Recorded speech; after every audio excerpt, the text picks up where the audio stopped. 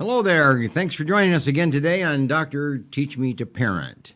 We have a good program today as we introduce to you a new guest that we have had before, Mark Scott, and wrote a great book titled 3-2-1 Survive. We're going to talk about survival techniques, survival concepts, self-defense.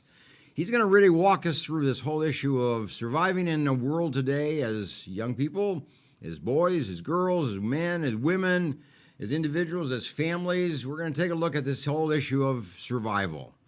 So thanks for joining us, and go get your coffee and just relax now. I'm going to give you a little quote to put it in perspective so that we understand what we're really talking about today. Be a good listener, but be careful who you listen to.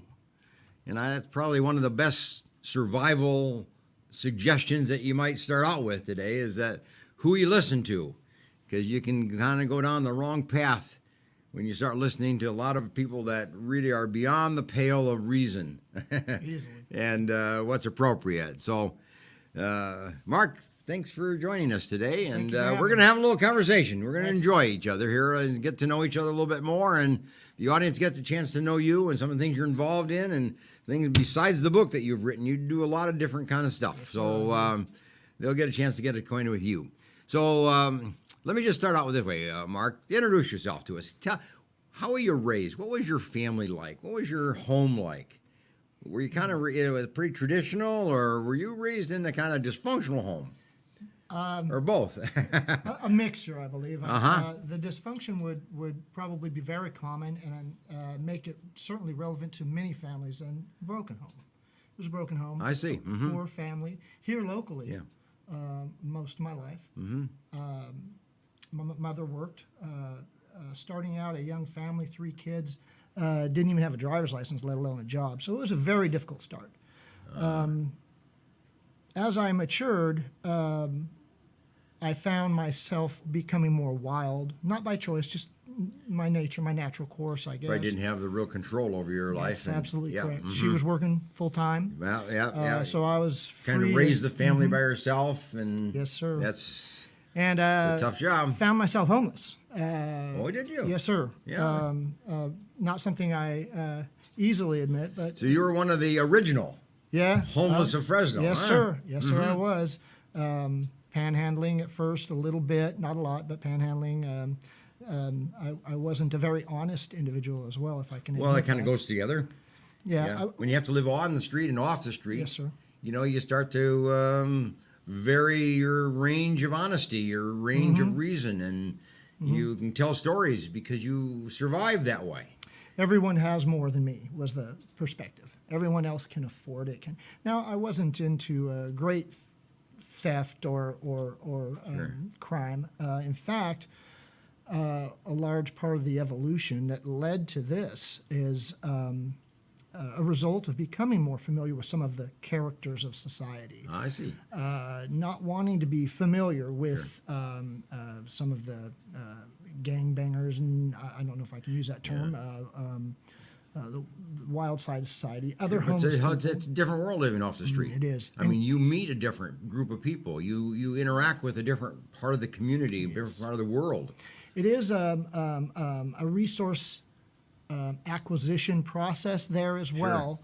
And I think that's the mindset that I go into this with, and part of the reason why I want to share my experience. So the idea of survive, when you wrote this book on survival techniques, survival concepts, and so on, you had 2 survivals already you just talked about. One, you had to survive this home of a fatherless home, a parent, mother raising a couple kids, and then surviving the streets. That's true. Exactly. Off the streets. I mean, that is where you learn your survival skills.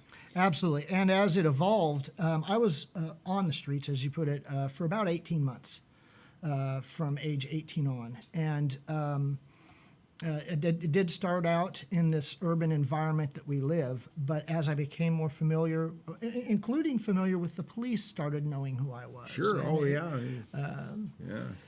So I found myself wandering more the countryside, I think is the fair way to put it. To kind of get off to the edges or the fringes. Yes, sir. Mm-hmm. Now, though I didn't learn what we today consider wilderness survival skills in that environment, I do wish I'd had those skills at that time. Well, you probably had them intuitively. You not maybe know that this is my survival skill, It was very primitive. but you learn as you go. You learn how to Absolutely. make it and how to keep alive. And I wouldn't trade that experience now that I'm through it. is that right? No, sir. Is that right? That was the kind of learning experience. I, 18 months of going to school on the streets. it what really was. Yeah. It is a large part of who I am today, but it also gives me a bit of a cynicism. Maybe not. That's interesting. Not a severe one. Yeah, but, tell me about but that. A little bit of trouble with authority, maybe. Mm-hmm. I don't necessarily follow everyone else. Were you mistreated by authorities on the street? Were you abused by authorities, mainly the police, yes, if you will? Yes. One example, if I may, I was standing out to one side of a convenience store, thinking where I was going to go tonight. And I guess to a local police officer, it appeared that I was maybe staking out going to rob the store. I see. And when I mentioned my own brushes with law, it was never to that extent, not that severe. But still. he hit my head on the hood of his car instead of just asking for my ID, and kick your feet out to frisk you or whatever. But I didn't expect to have my head hit on the car like that. So that's just one of many. Kind of an exercise of authority. I have more authority than you have, and I'm going to show you who's boss here. I mean, there are certain motives that police have for doing that kind of behavior. It's unfortunate, and happened to be common. not a common experience, which is probably a good thing. It was, but it was just one enough character. to actually affect you and create an attitude, within you. It absolutely regarding was. authority.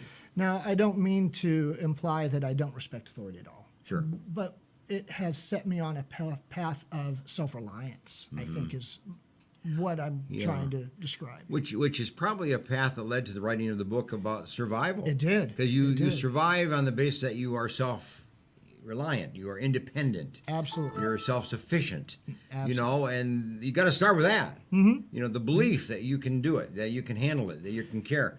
And then you develop tools along the way, I'm sure. It's a pathway of development. Sir. It's a learning experience. Now, though I don't have any disrespect or don't mean to imply that I don't trust the authority that was my mother, she didn't really have the tools at the time to instill in me that trust. Now, when I say trust, I don't mean that I mistrusted her, but rather that she didn't have what I needed. Yeah. And it often was the case. And, that's maybe true of a lot of mothers and a lot of parents, and especially in terms of a single-parent home. She's got commitments. She got to raise some income so that you kids can be raised. And she got her own priorities. She was a very hardworking and determined person, and my hat's off to her for the many, many years that she raised these 3 kids alone in a tough time. What was the good thing about your mother, though? I mean, there are many good things. Obviously, all parents have good and bad, but my mother is a very vivacious personality, a very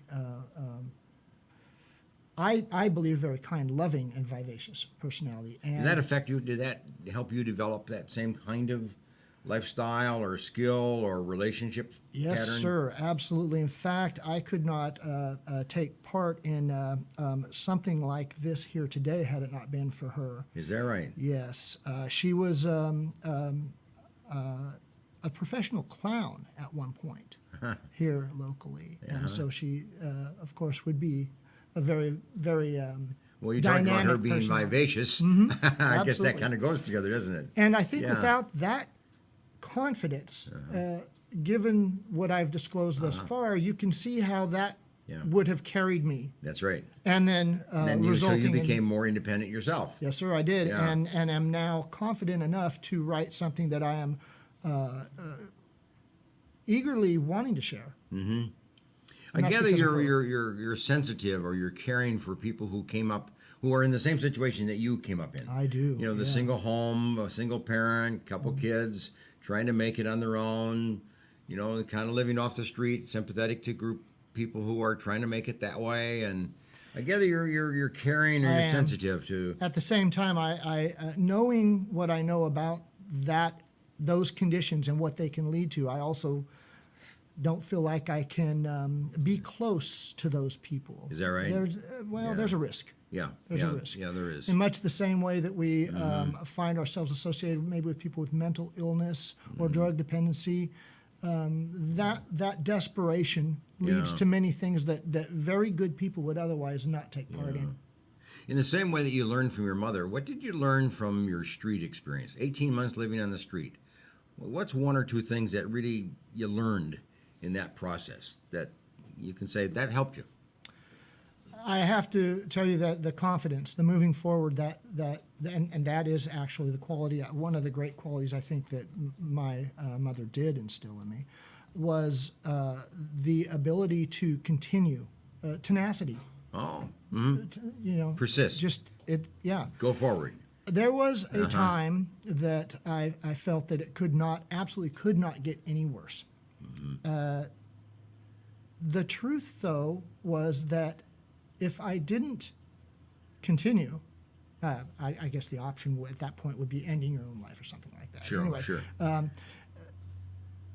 I may have been on the very cusp of a change in life at that moment. And it would be my dumb luck, if you will, to make the wrong decision just before you can materialize on it, capitalize on it. Yeah. And I attribute that to my early childhood as well. Yeah. My grandfather. So from those experiences, you must have come up with this idea about survival. To how to survive, how to make it, how to defend yourself, how to protect yourself, but also how to live under circumstances that are against you, that are pretty powerful circumstances to overcome. So was that the concept of survival that you kind of based this book on? It absolutely was. Yeah, what's your view of this idea of survival? Well, given that history, if you will. Well, there's a lot of history. I got to be honest with you, where it really manifested in the form of a literary work was after the 2007 crisis, the economic crisis. Yes. It intrigued me because there was a lot of panic. And so I looked at other economies and other societies, not just economic failure, but others as well. Argentina at the time was fresh. This was 2001. And I read a story, I don't recall the author's name now, but I read a book where he lived through this, and they were using defensive techniques in the home because of intruders. Oh, yes. It was sure. A block or two from a tourist area, and they're fighting for their lives. There was no work. I've heard that, too, in talking to missionaries who are in different countries, in different parts of the world, how much they have to learn how to protect themselves and survive in an environment that is dangerous and it's very primitive. Strange and primitive is a good word. Yes. And so I was able to, maybe not uniquely, but I was able to take my experience, that kind of almost a feeling of desperation, that lack, and assimilate the information that I was reading and really became very attuned to what that environment would. Because it was not that dissimilar to what I was experiencing. So that gave you some of the beginnings of this book. Gave you some Absolutely way to think and a way to organize your world, and I gather it helped you survive. Then it did. I mean, brought you up. And as a result, if you look Amazon or other resources, or even just Google survival, the majority of what you're going to find is wilderness survival. And this is what compelled me, in part, to actually put it to the pen to paper, so to speak, because having lived what I lived through, without at that time knowing how to rub two sticks together to make fire, I needed fire in some cases nonetheless. So I realized the lack of complete work, and not that mine is complete by any stretch. There would be volumes, but it's not about just the wilderness. Yeah. It's really, there's an urban side. That's right. And And- when I read your book, I can really get the idea of, you have to learn how to survive with people. Exactly. You have to learn to survive in a world of interpersonal relationships. Absolutely. It's not only the home, but it's your friends, and it's your associates you work with. It's people you meet in the street. It's people you meet in various social settings. I mean, it's a much broader than environment, as you say, the Absolutely. wilderness. So initially, I talk about the mindset, and because that mindset you did, yeah. allows you to perceive your relationships even differently. So survival has a far less to do, in my mind, with breathing, eating, and drinking water. Though that is what we talk about, Well, that's and the that basics. is what the That's the basics. Mhm. But we also have to come to the table, one to another, with an understanding that is throughout history, 5,000 years of history, recorded right. history, where we work together to reach goals. And in the current technology information age, those aren't primitive goals anymore, but the skills nonetheless apply. They're the same. Absolutely. Yeah. I gather really one of the things you have to learn how to talk. You got to learn how to listen. You got to learn how to talk. You got to learn how to interact. You have to learn how to share. You have to learn how to work together. You say come to the table, but that kind of implies, you have to kind of meet people where they are, and they have to meet you where you are, and as a result of that, you build a team, or you build an idea, and then you start working on that. And this is, in fact, where I lack a lot. Having that initial self-reliance, that need, I see. and maybe even a little bit of that mistrust as well of others. I still do need to come to the table, and I'm working on that. That's I think would make my work more complete. It would, because then you start meeting people. You start interacting with people. You start working together with people. You start sharing with people. You start learning from people. And you become a better person. Now, obviously, Absolutely. you develop these skills, and you share skills. I mean, it's not just learning, it's giving. It's back and forth. It is, and I do need to listen better. I think we all could. You lived on the street for 18 weeks. I mean, Months. months.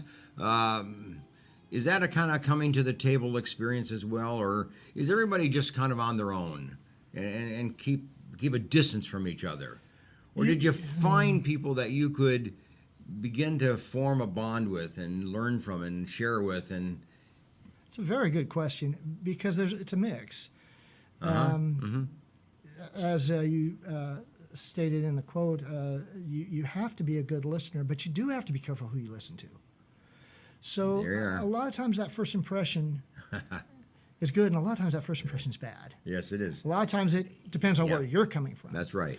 So So there's a high degree of caution. yeah. I mean, for self-defense me, is being cautious. Exactly. I mean, that's how you defend yourself. and that's the mindset we're talking You have to be about. cautious, and then you develop a sense of trust. Yes. It that's a healthy grows over relationship time. to me. That's a healthy relationship. How did you do that?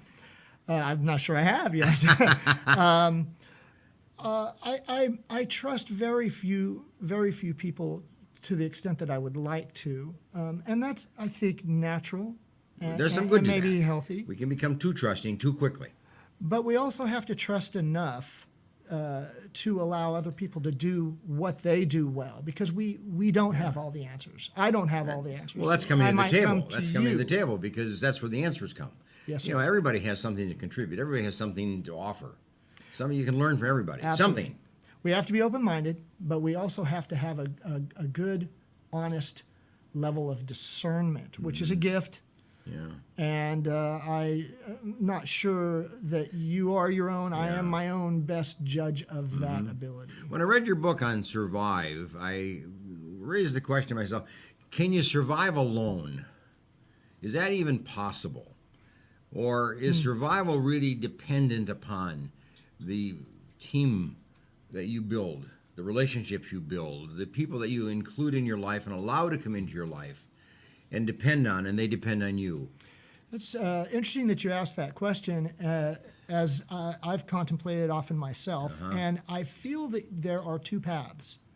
They can be one, they can come together, and that to me is a level of maturity. I see. So you start.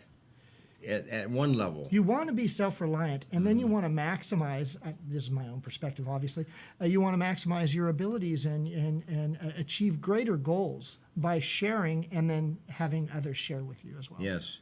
I mean, I think it's just not a street behavior. I think that's everybody. I think every relationship, whether it's at work or in a home or whatever, it's as you come to the table, to use your word, but as you open up and as you give information and you receive information and you interact with each other and you learn from each other, and now you develop kind of a team. You're not alone.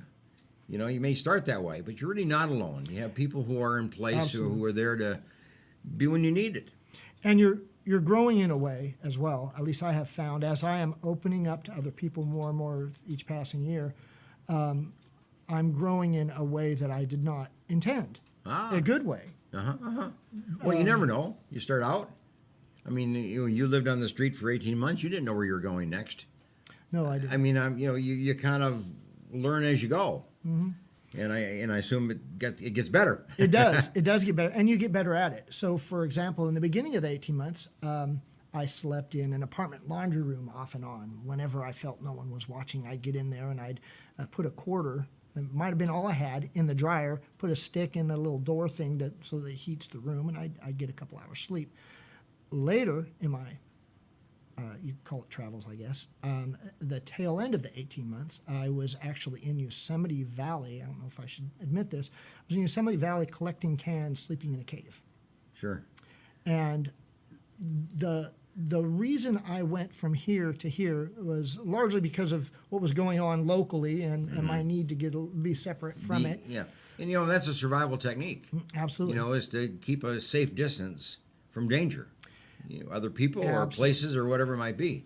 And the evolution would not have happened had I not grown in my experiences to the point where I felt like I could do that. Sure. I mean, you're going to be up there at nights, I think at the time were 35 to 38 degrees.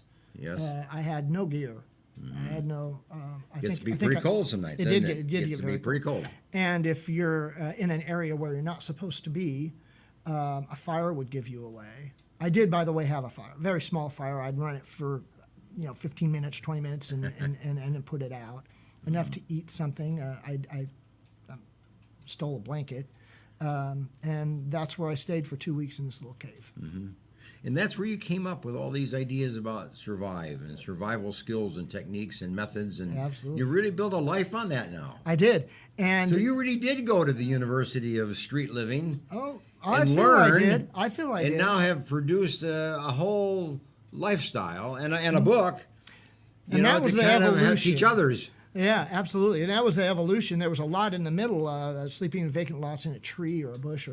For a long time, I have to be honest, for a long time I was ashamed. I would not admit some of this stuff. Well, even now I suppose you are. No, well, somewhat. It's not going on my LinkedIn page. Sure.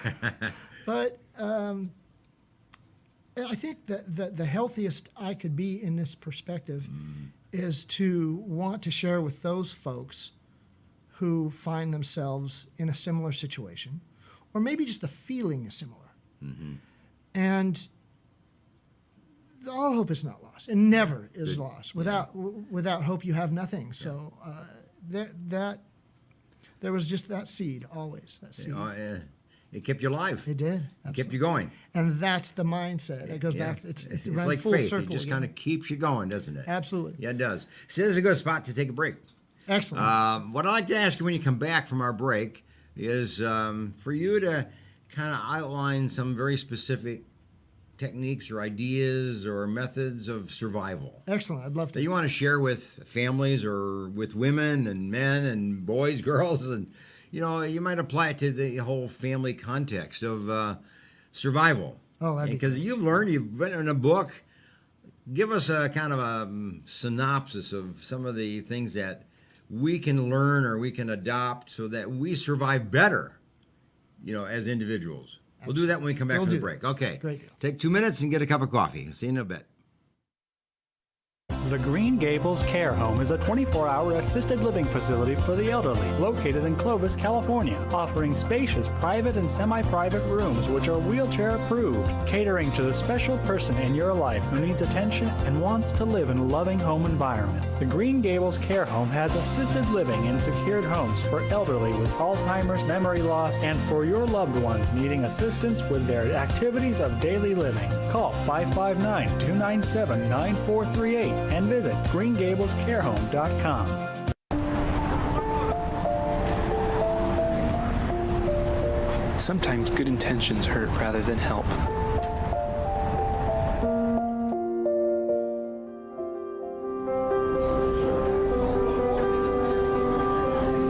For just $1.76 per meal, the Fresno Rescue Mission offers more than food.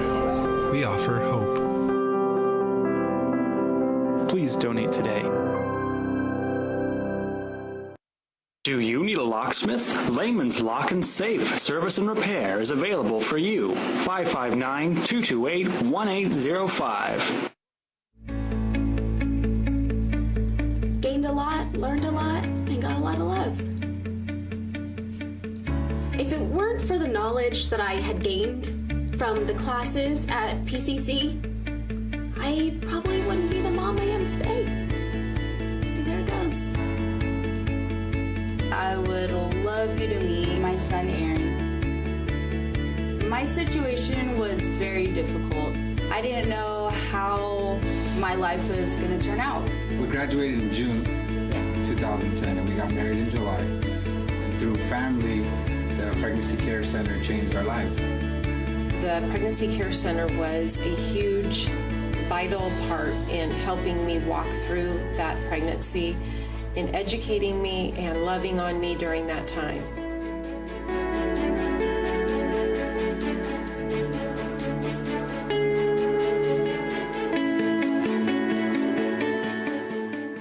Choosing a Medicare plan can be difficult and frustrating. Susan Hatch can guide you through the Medicare maze and help find the right plan for you. Susan helps people understand the confusing and drastic changes that occur every year in Medicare. Susan will only recommend plans that will protect your assets and allow you to continue to see your personal doctor. As a 100% independent agent, Susan is not controlled by any particular insurance company to steer a person onto any one particular plan. Susan was awarded the #1 Medicare supplement agent in California. Look for Susan's Medicare question and answers every Monday in the Fresno Bee. Call Susan at 559-307-2287 and visit MedicareToday.net.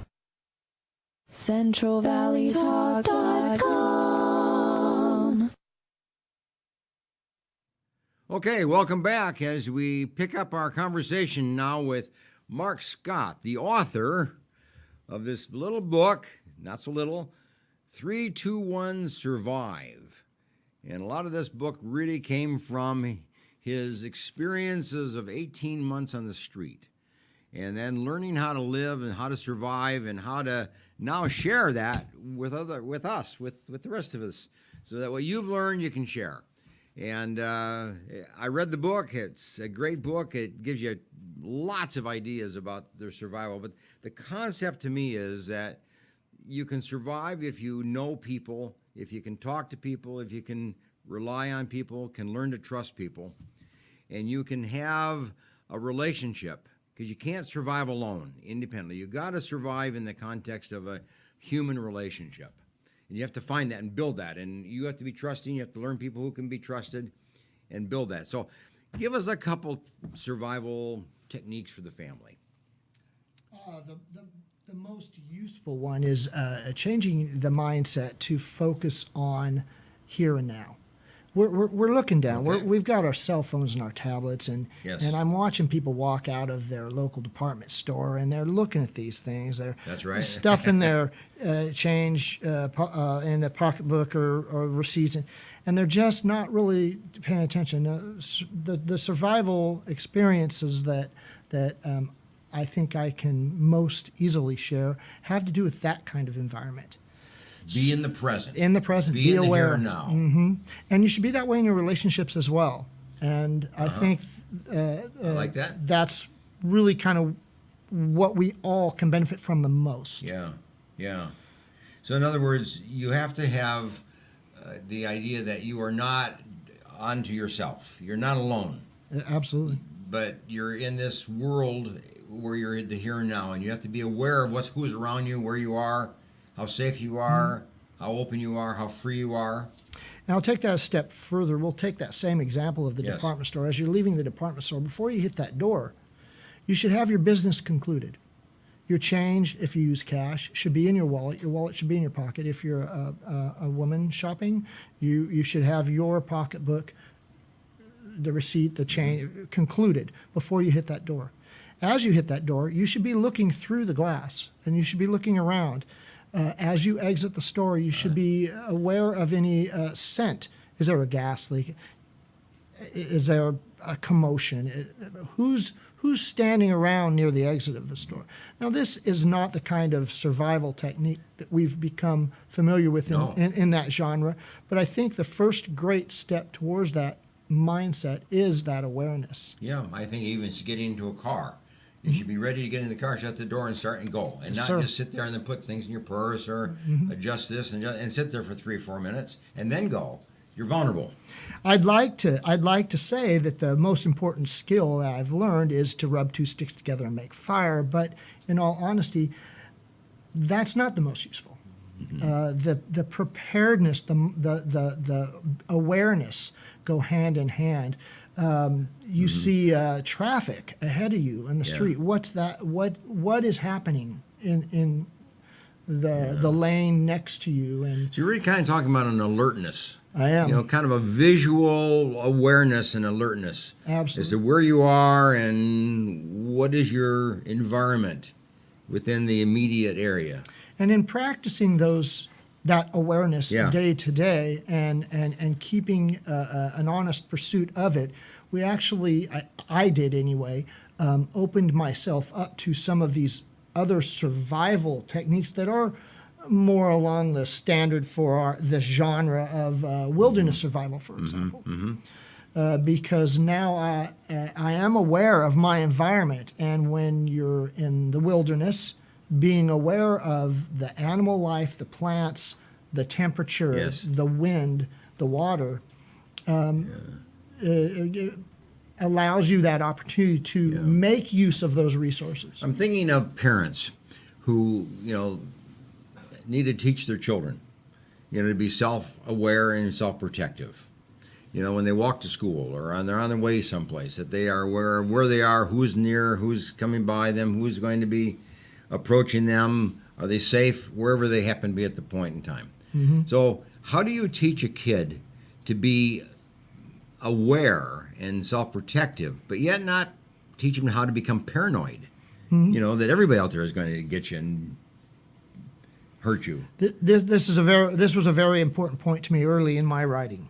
I'll give an example again of the department store.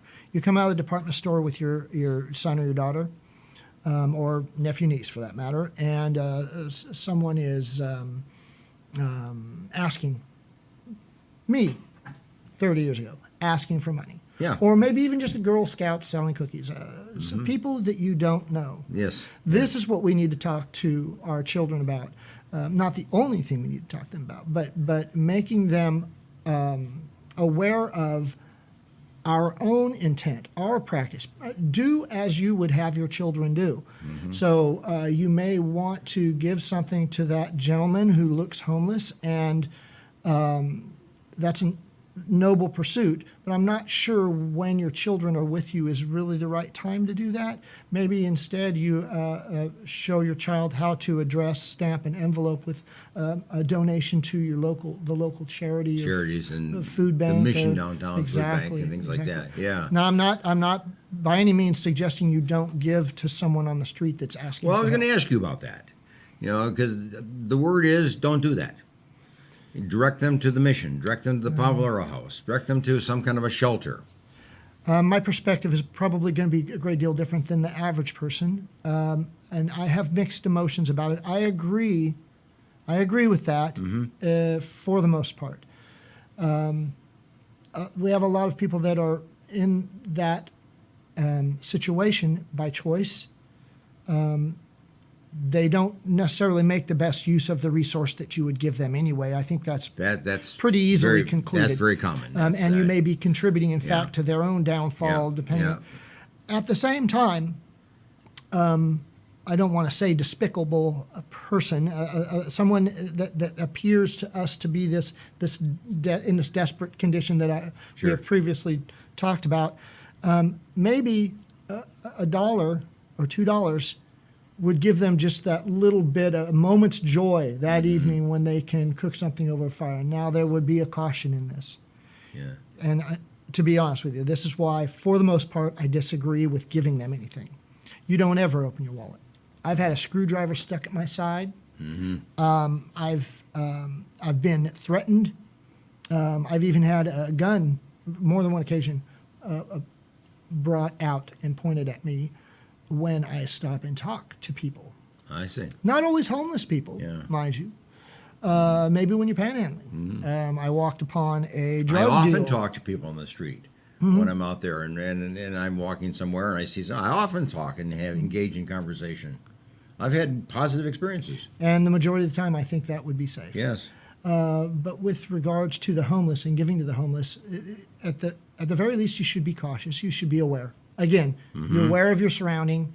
Does this person have stuff in their pockets? Yes. They generally do. You don't know what that is. You don't know what that stuff is. Also, oftentimes drug addiction and mental instability may lead to actions that you would not have concluded would happen in a situation normally. So what's your advice when it comes to like tools and techniques that you should have, you should buy? We always heard about buying a mace, and having a little squirt so that you can protect yourself with a spray, and different kind of things like that, even to the point of carrying a gun for your own self-protection. What's the rule here of what an average person, an average family should have kind of for self-protective purposes?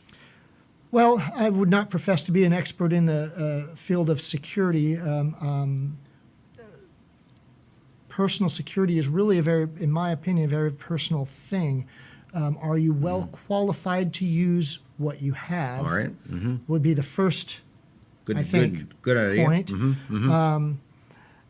Not finding yourself in a situation of crisis was probably the best method. Avoid the crisis avoid situation. the crisis. I'll just don't even get into one. Well, if there's a protest going on, a highly debated political process, for example, and people are protesting, you would not want to find yourself in the middle of that group. Yes. Even if you were protesting, you should be on the periphery of that group. Similarly, you would not broadcast your means, your affluence in a area of deprivation. I see. Then you become the target. Yeah. Then you become somebody that somebody will envy and take advantage of. And we, I talk about that in the second chapter as well. It's commonly referred to as gray man theory, where you blend in. If you're I read your chapter on that one. That was kind of clever. I had never heard that before, the gray man theory. So if you're if you're a visitor to another country, there's nothing wrong with appearing to be a tourist in most cases. But if that country became unstable or something was happening at that time and you might want to blend in. You, in your own country, if you were at an event and that event was targeted by somebody that was, whether politically or otherwise motivated to attack a group, having a gray sweatshirt and blue jeans you would not be the target in their crosshairs as easily as the guy wearing the bright blue shirt with the orange swoosh. I lived 5 years in another country. Oh. So I have a little sensitivity to being aware of what's kind of acceptable and what is the norm to kind of fit within that so you don't stand out. And I lived in another country at a time that was kind of tumultuous and a little tense. And so I know what it's like to kind of take that gray spot in life and just kind of live within the context, but yet be yourself. In the expectations of a general population is this, and when There you you are. get outside of this, those people that are looking for a target will find you. Well, you'll be found. So far, we've talked a great deal about the social implementation of my experiences, but the preparedness goes a bit further to me, and the acquisition, the resources are a part of that same Give us an mindset. example of that you're referring to there. When we talk about wilderness survival, often it's associated with wilderness That's right, survival. that's and right, and yeah. though I've been to several schools and many clinics in that training, I've been since, with my experience, been able to put it in its proper context as a school, a technique. Wilderness is one Yes. environment in which you would possibly need survival skills. And we've talked about how those same or similar survival skills would apply to an urban environment. But what we really haven't talked too much about is what are you doing now? You already are on the road to preparedness. You have auto insurance, you have health insurance, you have a smoke detector in your home. You have rules that you live by already. That's right. And the next step in that is maybe making sure you have a first aid kit, that you are well stocked with food At and home, water. in your car, and where you Absolutely. are, where you spend your time. There is a rule of urgency that I'd like to share. It's rule of threes is also what it's called. Yes. You can survive on average 3 minutes without oxygen, Yes. 3 hours without shelter in an extreme environment, Yes. 3 days without water, and 3 weeks without food. So as you look at those tools that you have in your home for preparedness, we should be able to put those into their appropriate urgency, so that if you don't have the tools that you need, the resources that you need to survive 3 minutes or to survive 3 It's a concept to hours. teach your children. Yes, sir. You know, I think that's a family lesson. It is. You know, and you know, without getting paranoid about it and overly concerned. I mean, to be reasonable and rational about it. But I think it's a concept that every parent should teach a child. You know, what are the limits of survival, and when are you at risk? What's realistic? And, you know, what's realistic? is Here probably in the way to say it. California, we're not worried too much about hurricanes in the Central Valley here, but maybe And most families earthquakes. don't worry about 3 weeks without food or 3 months without food or whatever. But if Yeah. you slip and scrape your knee, you want to be able to put something on that. Sure. For example, so having a small supply of Band-Aids and triple biotic creams and things like that, of course, would be a prudent resource So for acquisition. survival is part of being prepared for the unexpected. Absolutely. For the minor tragedies. You know, we always think of these major tragedies. Yes, sir. Yeah. Yes, And, sir. I mean, those are the dramatic ones. But most people don't live dramatic. No, they don't. No, yeah. they don't. They really live on the day-to-day small stuff that can get to the best of you. And It the can hurt. majority of those tools that I would recommend are applicable to the everyday life as well as the crisis. So when you did this book and you put this book together, tell me about this 3-2-1 concept. You have Okay. 3-2-1 survive. Well, I have to, What do you mean by that? I had a predisposition to use the title as unappealing as the name actually was to me. A little clever, actually. Oh, was it? Yeah. 3-2-1 has a dual role in sharing and communicating. The first of which I'm trying to illustrate with the title that you can't wait until something happens. It's too late in most cases. When you scrape your knee, you you can't go to the store and get the Band-Aid then. You have to have these things in supply. So 3, 2, 1 is a countdown. It's during the good times that you acquire your resources. The average canned good can be used 6 years beyond their production, their canning date, even though they got a Best Buy on the bottom that says it gives you 18 months.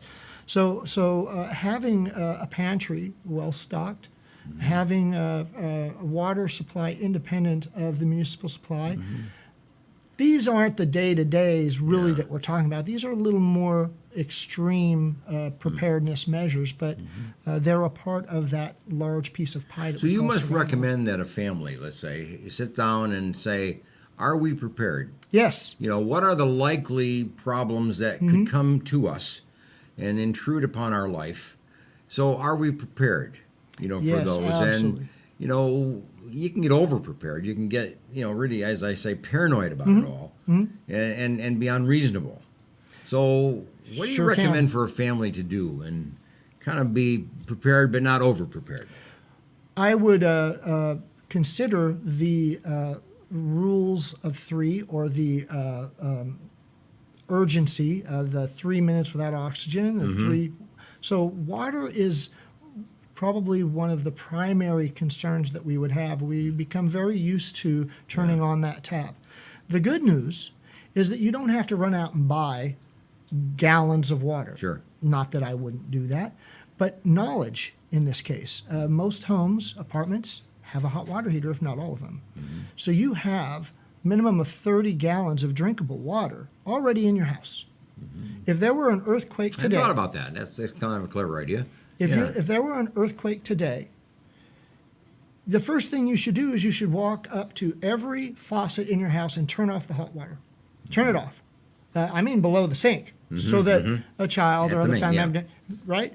Then you should go out the garage or the back patio or the room in your house or wherever your hot water tank is and turn off the gas or power generating that heat and turn off the inlet so that you're not...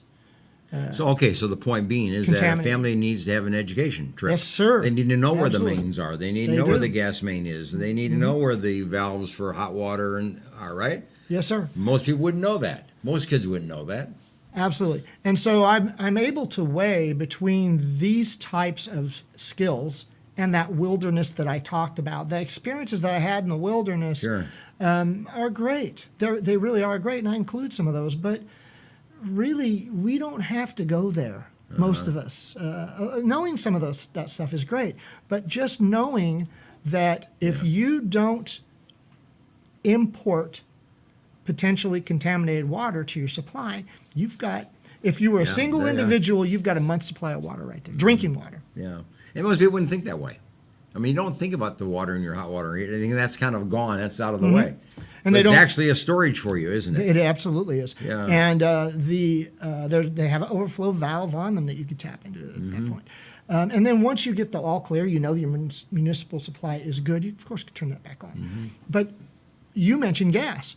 So not only are you going to want to turn off whatever that is that's heating that water there, but you also want to go out and turn off your gas. Now, I believe I probably would get criticism by directing people to go do that themselves. So I'm going to say you should probably call your power and gas company to have that turned off. But we all have a valve on our meters that we can shut that gas off. That's right. So if there were an earthquake, again, back to that example, if there were an earthquake today, just like when we left the grocery department store and we became aware, we're going to be aware of what's going on in our house right now. If you had an earthquake in the middle of the night, you have children in an adjoining room in your house, you're going to ask them to stay. You're going to tell them to stay where they are. You don't want them walking around broken glass and debris. And you're going to go shut off all your hot water. If everybody's healthy, you know everybody's okay. You're going to turn off all the hot water, turn off the gas in the house.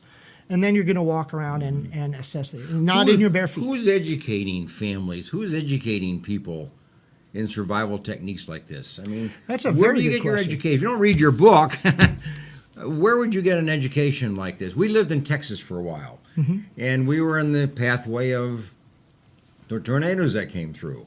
And we were educated as to what you do then. And we actually had to implement, what we were taught, because we were in the path and we experienced that. It helped, but we were taught that. So who's teaching? I'm not sure who's teaching it today, but I would hope many of the same formats are available that were when I was growing up. For example, we toured the local fire department and they talked to us about safety. Sure. But some companies that you work for, they have fire training to how to use a fire extinguisher, for example. Yeah, very simple. Very basic, simple. right? It is. Many of us remember our days in the Boy Scouts. I was a scout Yes. for a number of years, So a was I. below and a Cub Scout. And so the preparedness, right? And so there's in our schools, we have fire drills. So we're really actually getting this information from a variety of sources a lot of the time, and we're just not assimilating it well, and we're not sharing it and discussing it. We're kind of going through the motions. Okay, I'm supposed to get in line and go over here. So how would a family buy your book, look through it, pick out some ideas that would be applicable to them? How can they get this book, and how can they use it? That's a very good question. One I struggled with when writing it, trying to make something interesting that's also really almost a reference guide. It can be difficult and challenging. Yourself, you've experienced that as well, I believe. Sure. The way I would recommend, if you wanted this book, it's available on Amazon. I don't have it through your normal brick and mortar stores. I self-published. But Amazon carries it. Amazon, absolutely. Amazon 321 Survive. 321 Survive. By Mark Scott. Yes, sir. It's all you need. You can buy Absolutely. it And the first thing I would do is I would cheat a little bit and just make it fun. If you go through my book and you look for the big bold letters, interestingly, there may be history, Yes. how the canning process, preserving food got started, a brief story of the Spanish flu. And Oh, it's very educational when you think about So there's a little lot of quips little of things. information and cute little stories. And so Yeah. if I were reading it for the first time, which it was difficult to edit because my eyes glaze over, but I probably would look first at that, maybe even look at the drawings. I did all the artwork myself in there. Did you? I did, sir, yes. And made a bit of painstaking work between the literary and the artistic. So I would do that first. And the reason why is there's a lot of information in there, even for me to remember. That's why I wrote it. I wrote this not really to share initially. It was because I can't remember all that stuff. Just for yourself. Yes, sir.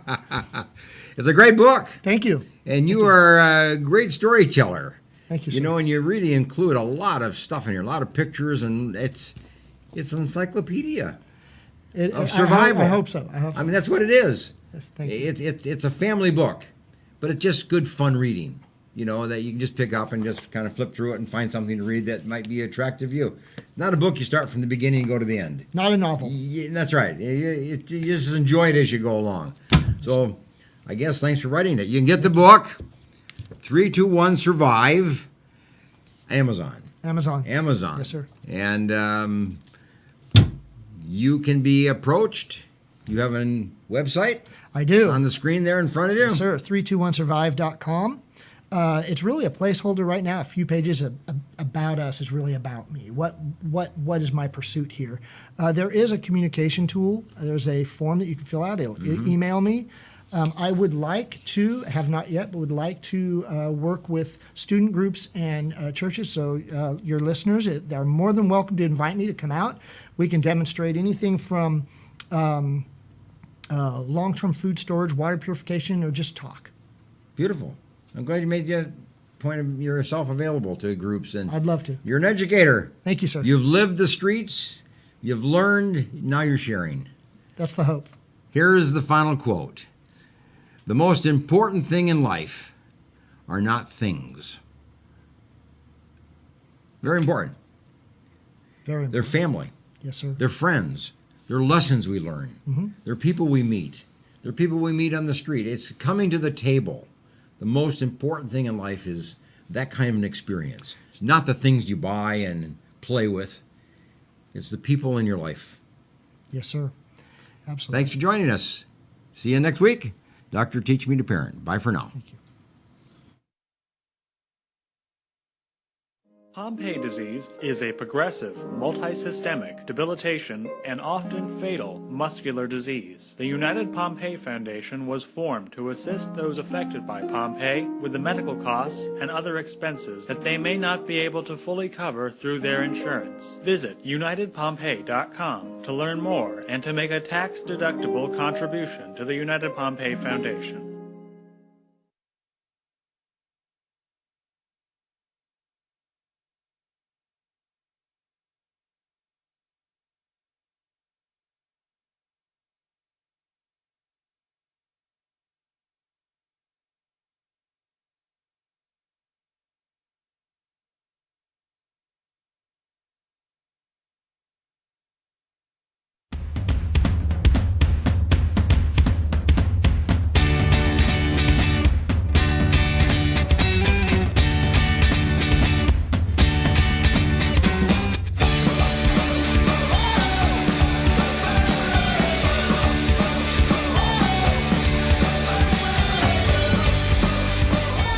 When I set foot on the campus to come visit it, I was struck by how open and how welcoming the students and the professors were.